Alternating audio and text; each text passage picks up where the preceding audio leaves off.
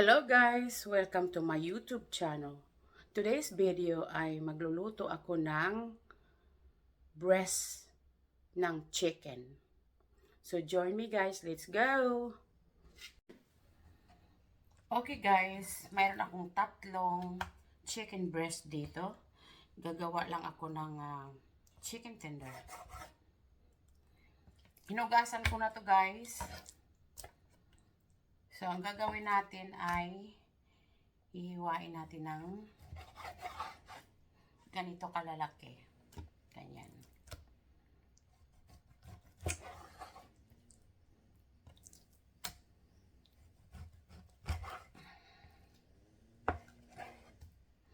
Ito ay lunch ng asawa ko guys. Ngayon ay Friday. May pasok ako. Kaya luto time.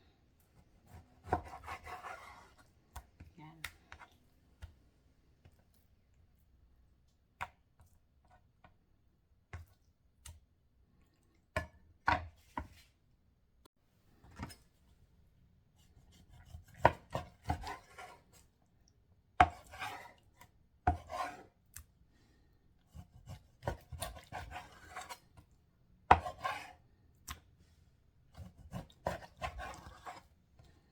Kailangan ko ng mas matalim na knife, guys. Ako'y maghahanap ng magandang. Yan. Medyo makapal pa to. Kaya, yan. Ayan, guys. Tapos ko nahiwain yung aking chicken. Yan na siya. Ngayon, lalagyan na natin ng seasoning. Papatakan ko lang siya ng konting sesame oil. Lalagyan ko siya ng konting paprika.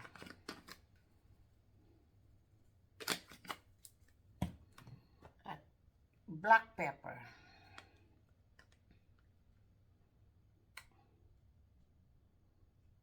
Oh my gosh.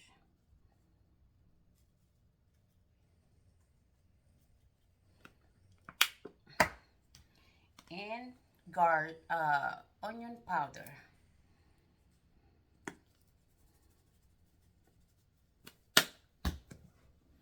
Garlic powder.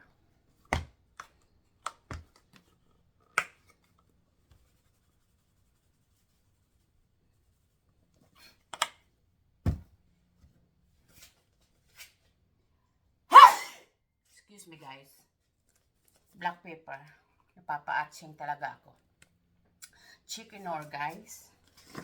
Itansya-tansya nyo lang sa inyong panglasa.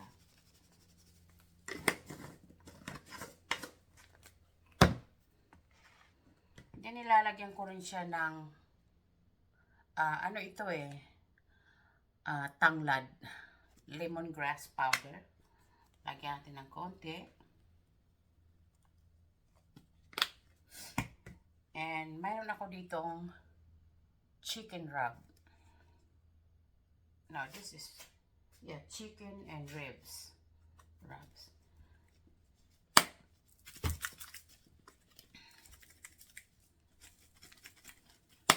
Lumikit na.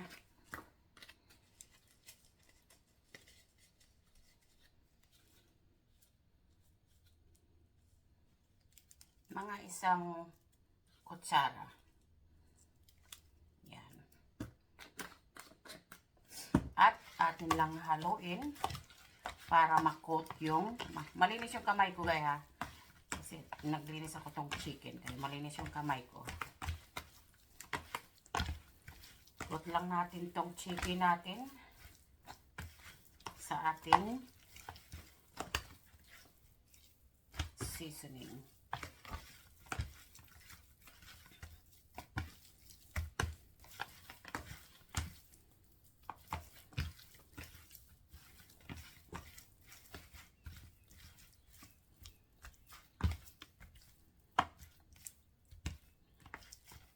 Napuna nyo guys, hindi ako naggamit ng asin.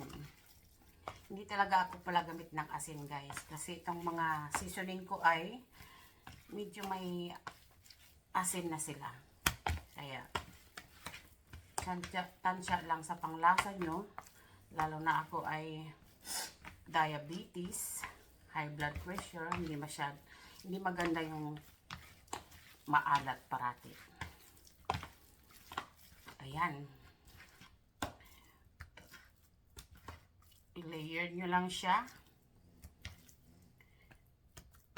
Madali lang siyang lutuin. Lagay muna natin siya dito at marinate lang ng mga 10 to 20 minutes. Okay guys, mag-uumpisa na tayong magluto ng ating chicken tender. Ito yung aking oil, vegetable oil. At gagamitin ko yung aking fried daddy. Lagyan natin yung mantika.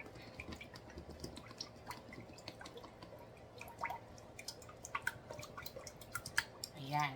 Ganyan kadami guys ang mantika para yung inyong chicken ay lumubog at maluto ng mabuti.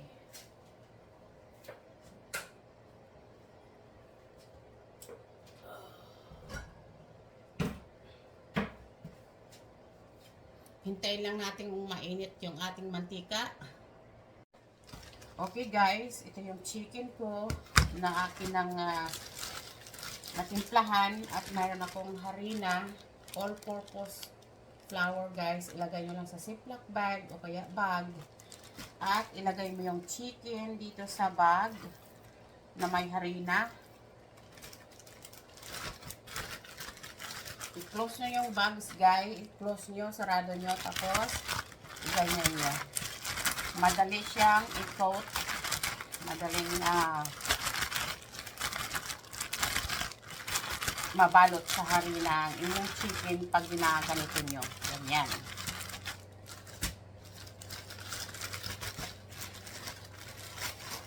Ngayon, ay mainit na yung aking mantika. Ay akin nang ilulubog yung aking chicken tender. Yan guys. Yan.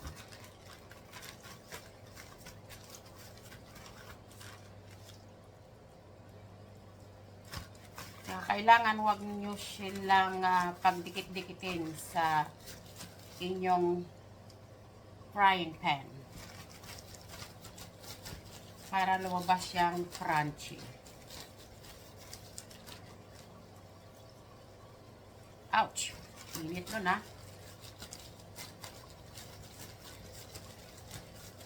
Yan lang munang ilagay ko.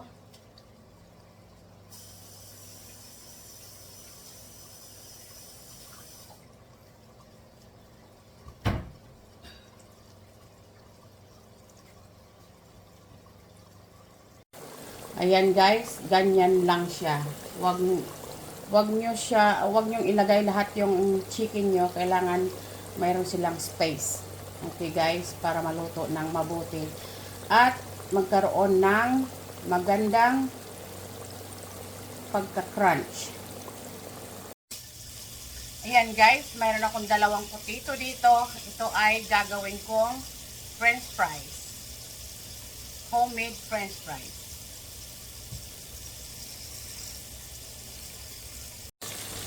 Ayan guys, luto na itong first batch ko. Tingnan nyo guys, ang ganda.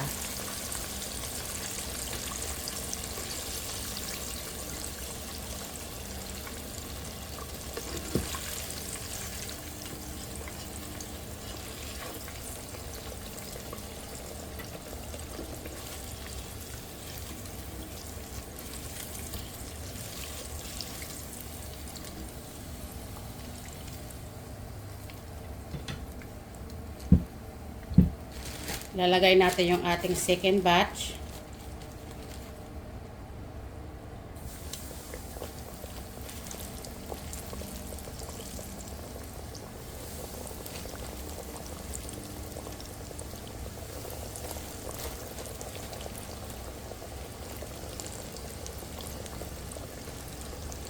Kailangan guys ay hindi magdikit-dikit.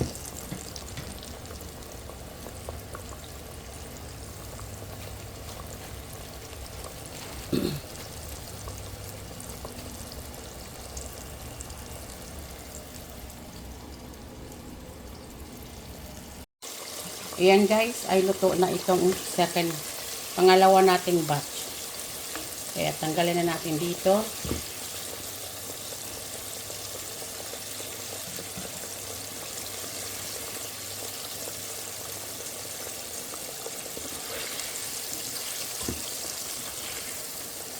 Yan guys. Yan ang kinalabasan niya pagka marami kang mantika.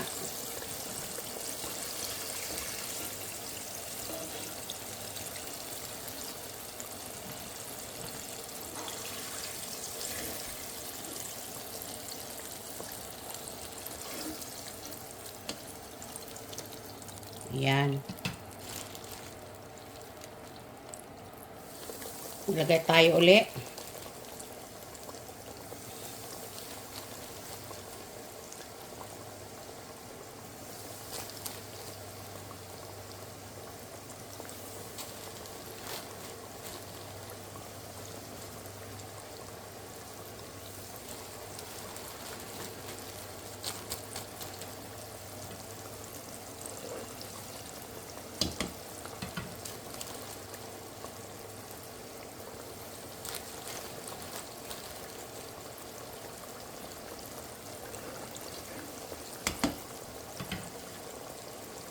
Gawa lang tayo ng space. At itong tira ay tapon natin.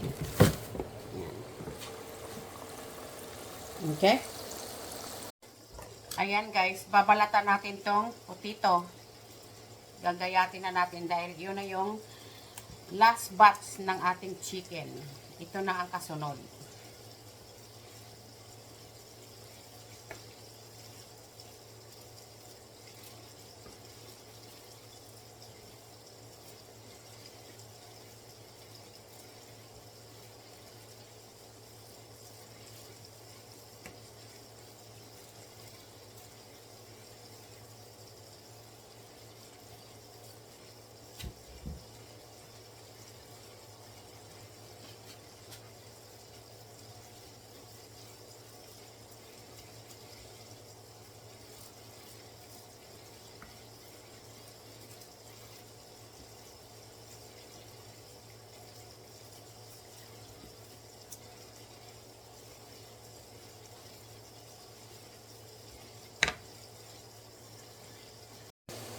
Ayan guys, ay tatanggalan na natin ang tubig. Yung ating french fries. Gasan ko pa ng isang pieces.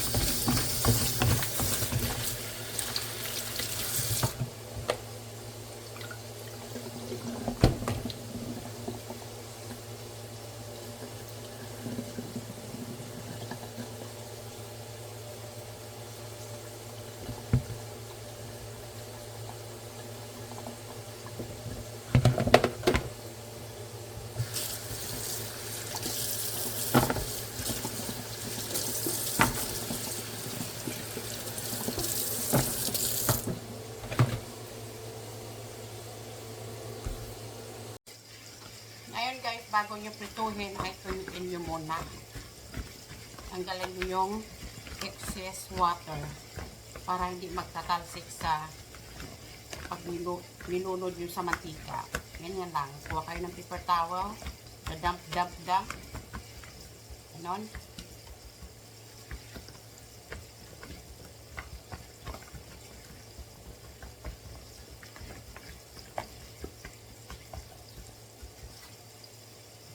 Ayan. Guys, iyan yung chicken natin. Ayan.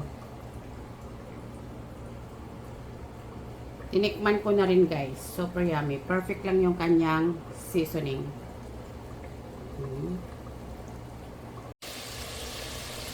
Guys, malapit na maluto yung aking homemade french fries. Kailangan pa ng konting brown. There you have it guys. The finished product. I hope you like my video today guys. If you do, give me a thumbs up. I really appreciate it. I'll see you next video. Everyone have a blessed day. Thank you for watching.